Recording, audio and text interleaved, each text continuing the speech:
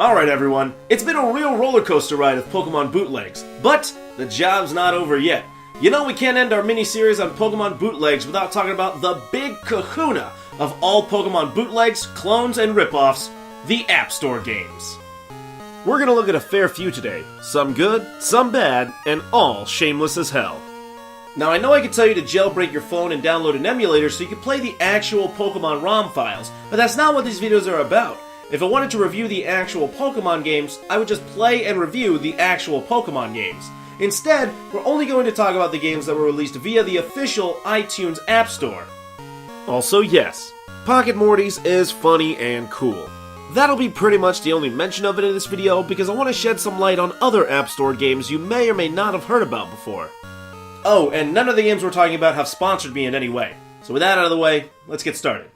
The first game we're going to look at is Evoke Rio. Now I already have a save file in Evoke Rio because I was playing it even before I thought about making these videos. It's really fun, and of all the clones we're talking about today, this one is the best one in terms of balancing the typical Pokemon stylings and the new features that set Evoke Rio apart from the Nintendo series. The presentation is heavily inspired by Pokemon, but the graphics and textures are all original. The monsters have branching evolutionary paths depending on which moves you use the most frequently.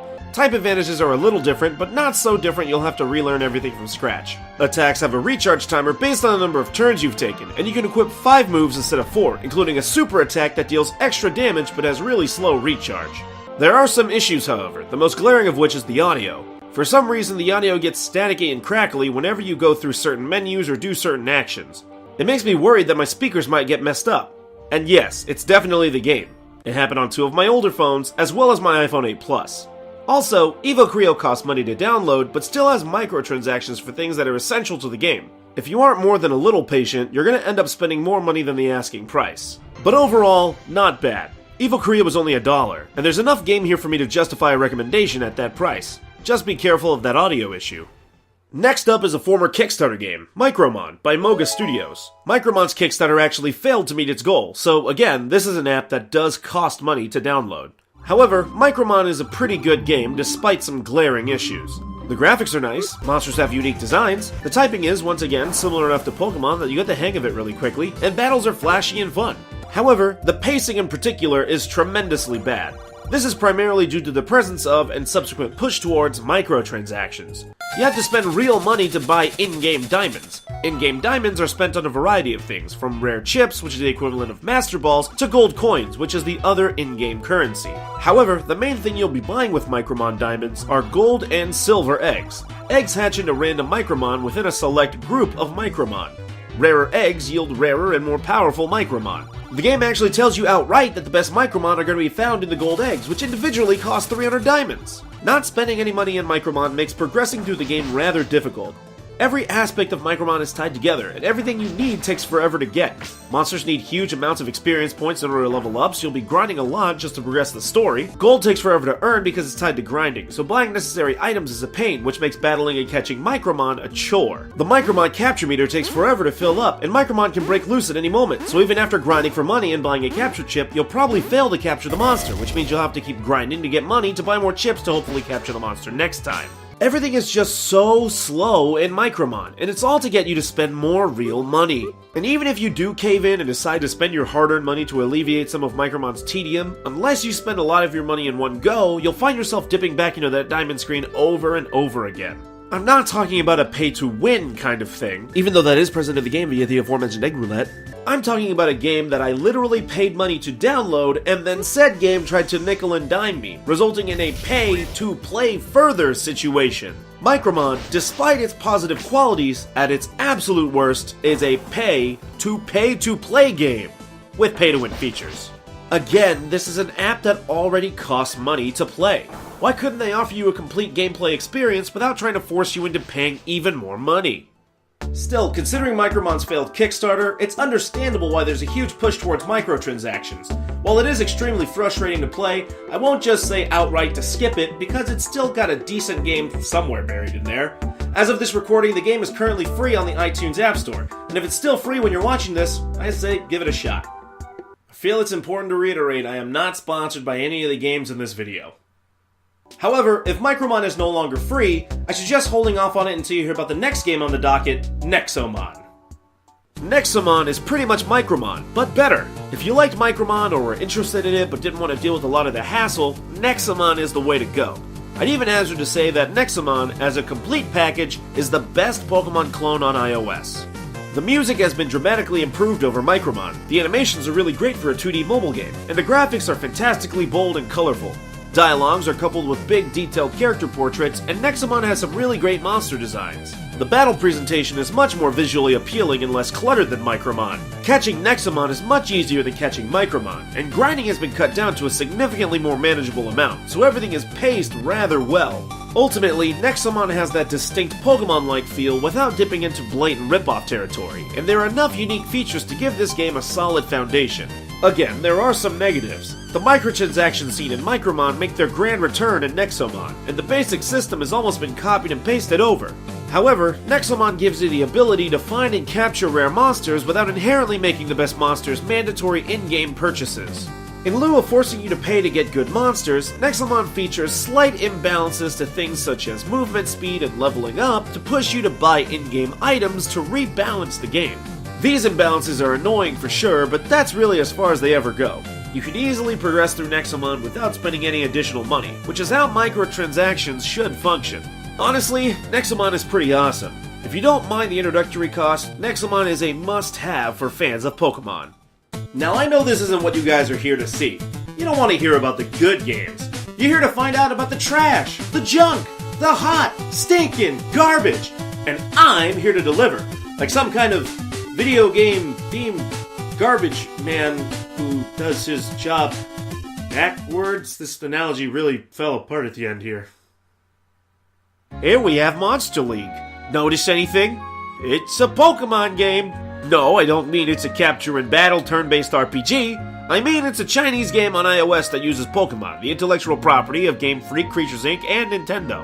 Blatant theft at its finest. I'm sure you've seen this game in your Facebook newsfeed before, only under a plethora of different names, but the end result is still the same.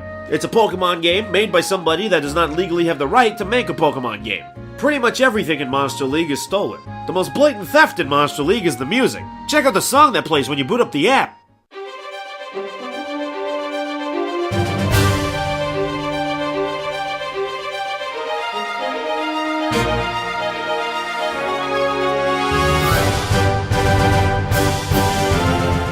That's literally the introductory music for Pokemon X and Y. I didn't edit that in post. That's how it actually sounds in the app. And believe it or not, the next few games we're going to review are exactly like that. As for Monster League, let's take a look at the actual gameplay. Whoa, shit! What the hell was that? Monster League went and weaponized a goddamn Pikachu!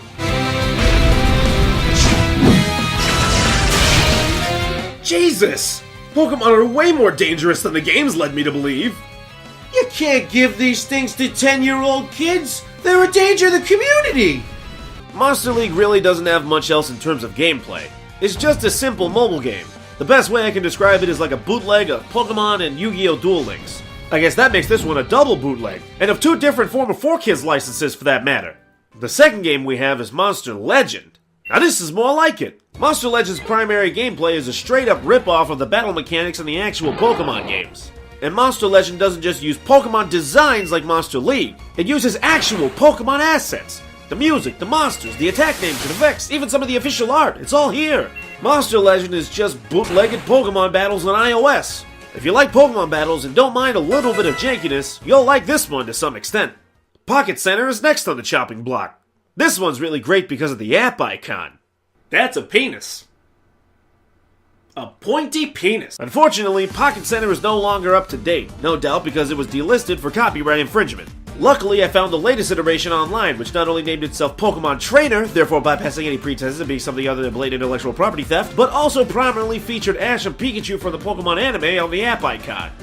For clarity, however, I will continue to refer to the game as Pocket Center, and Pocket Center is basically the same thing as Monster Legend. No, literally. Both apps are just Pokemon battles. Janky, bootleg Pokemon battles. Pocket Center does have one thing that Monster Legend doesn't have. Pocket Center actually has voice acting. And it sucks. Not only are the voices bland and disinterested 100% of the time, but all the audio sounds terrible. Like they didn't even rip the audio properly. I actually don't think they ripped the audio at all. Everything sounds like it was recorded with a tape recorder. Dear me! Don't loiter! It is a great day! Finally, we can get our own Pokemon! Really though, it sounds like they recorded all the audio using an old tape recorder. You know, the one you rewind using the pencil or pen? It would actually sound better if they used the actual built-in phone voice recording app. What you're listening to, right now, was recorded using that app. Look! See? Next up, we have Monster Park. Oh god, there's a lot of stuff going on here. There's so many buttons and menus and sub-menus. It's like an MMO. Actually, I guess it is an MMO. You can even see other players walking around, no doubt playing their bootlegged Chinese copies of whatever this game is called in their region. And there's also a pretty comprehensive suite of options, at least for a bootleg. You can change the graphical fidelity, the number of other players on screen, and even choose your character avatar. I, of course, chose Brock, because Brock is the best. Unlike the last few games, Monster Park is fully 3D and features more than just Pokemon battles. You can freely walk around and explore, you can find and catch wild Pokemon, and you can even have Pokemon following you on the overworld, a la Heart Gold and Soul Silver. Among all the straight-up bootlegs, Monster Park is arguably the most robust and fully featured of Pokemon iOS bootlegs. Most, if not all of these games are now delisted from the App Store due to copyright infringement. At best, they're floating around the internet under a variety of different names. If you want to search for them, then go ahead, be my guest. Just be sure to turn on your malware bites. In the meantime, I feel there's no more adequate way to end this mini-series of Pokemon bootlegs and clones than Dracomon. Initially, I was very positive on Dracomon. Mechanically, the game plays fine. Battling and capturing feels similar to Pokemon, but there are some minor differences. Once again, you have 5 moves instead of 4. A nice feature they've added is you can see when each move unlocks, so it gives you something to look forward to as you level up. Also, the music is pretty sweet. It's not amazing or anything, but it still sounds good. And the 3D graphics, despite being an obvious and complete ripoff of Pokemon's graphics, are good, or at least not horrendous to look at for a long period of time. But as you progress through Dracomon, you're going to discover some less than ideal quirks. For starters, the monsters are all stupid. They're all quadrupedal things that are roughly the same size and shape, with some basic differences to discern typing and whatnot. And all their names end in gon or on. I guess they wanted to rip off Pokemon and Digimon in one fell swoop! And all the moves and attack animations are pretty basic. Wait, Rock Tomb? That's just a Pokemon attack. You can't use that attack name, that's actually from Pokemon. It's not like the Gonmon On thing that they ripped off from Digimon. Rock Tomb is actually the name of a move introduced in the Generation 3 Pokemon games. They literally stole it! The game's balancing is also somewhat off. Dracomon tamers will usually have monsters that are just slightly stronger than yours, which is annoying because it makes standard battles more difficult than they need to be. You can grind to level up, but you either get very few experience points per battle, or you'll soon require an exorbitant amount of experience points in order to level up. Subsequently, it feels like you're wasting more of your time than it should. Along with the story mode, Dracomon has an online arena, and I tried to give it a shot, but surprise, this game is bunk, and there are no active users. Outside of battle, the core mechanics of Dracomon are bland and uninteresting, to say the least. In both Dracomon and Pokemon, you have to complete side quests to move on to the next series of events, but at least Pokemon presents its sidetracking in interesting ways. In Pokemon, you do stuff like buy a drink to give to a guard in order to get access to a major city. You battle through a cruise ship to help the captain and learn an attack that gives you access to the local gym. You even stop a hostile Die Hard-esque takeover of a large corporate building in order to oust the offending group for the city so you can freely explore the city. Dracomon, on the other hand, follows one formula from beginning to end. Fetch an item for a person to get an item in exchange so you can progress through the game. Get seashells for this girl. Get seaweed for this guy. Bring this person their wallet. Fetch this man's gold nugget. That's the majority of Dracomon's non-battle gameplay. Now, Dracomon is technically a free game. By that, I mean Dracomon is free to download, but there are a lot of ads. You'll be subjected to numerous advertisements scattered throughout the game that really kill the game's already poor pacing. You get ads for doing anything. Tame a wild Dracomon. Ad. Win a battle. Ad. Level up. Ad. Transition to a new area. Ad. Enter a building. Ad. Leave a building. Ad. There's so many fucking ads. You can remove the ads by paying $3 to go premium, and removing the ads does immensely increase Dracomon's playability, but even that doesn't resolve the game's core issues. Still, at least it's free with microtransactions instead of costing money and then still having microtransactions. But even with that, after playing the game for a few hours, I determined that I would rather spend that $3 on almost anything else. Sorry, Dracomon devs. Honestly, Dracomon is a prime example of all the horrible Pokemon bootlegs we've talked about recently. It seems alright at first, but the longer you play it, the suckier it becomes. It's the facade of Pokemon without any of the brilliance that defines Pokemon. It's nothing but the bootlegged husk of a series that went on to become something far greater. Even at its best, Dracomon is just a pretender. So what do these 5 Pokemon-themed episodes prove? Well, I don't know. All I know is I need to take a long break from Pokemon. I was gonna have Matt come through and do more Pokemon videos for you, but he's a little bit too busy setting the Guinness Book of World Records most perfect ratio of handsomeness to penis length. But don't worry, I did find a suitable replacement. He just arrived from China the other day. Say hello to everybody, Bootleg Matt! Do mommy. Thanks to everybody who helped me out with this video. We've got a lot more in store for you, so subscribe and click on the little bell icon to stay up to date on our content. There's more content linked on screen, so check that out too. Thanks!